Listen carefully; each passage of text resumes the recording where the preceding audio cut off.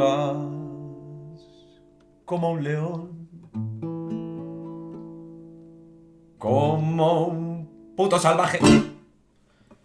Tu sueño es mi perdición, y eso que empezaste suave. Aunque interrumpiste mi discurso, la verdad no me importó. Pero ahora es demasiado duro, suena como un batallón. Mis tímpanos se protegen, crean cera a discreción para evitar su completa destrucción, mientras tú resoplas como un cachalote en celo y te preparas de nuevo para darme otra sesión.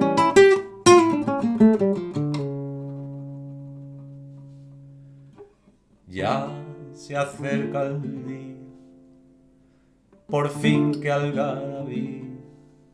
Si tú despiertas, yo por fin podré dormir.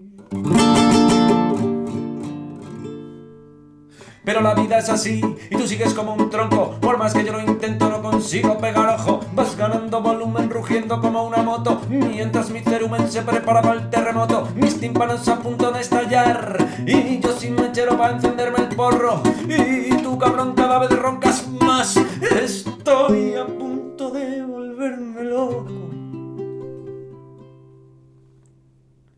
Eres una orquesta sinfónica,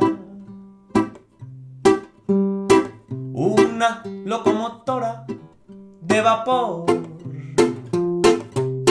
Eres una erupción volcánica,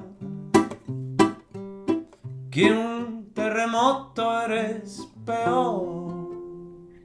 Te juro que no sé cómo los vecinos no se quejan, pues ni el muro de Berlín podría hacer que no se oyera. Es como intentar dormir debajo de una bolera, tus ronquidos infernales rebotando en mi mollera. Pero de pronto una alegría me remueve la conciencia. Esta absurda situación no puede ser coincidencia.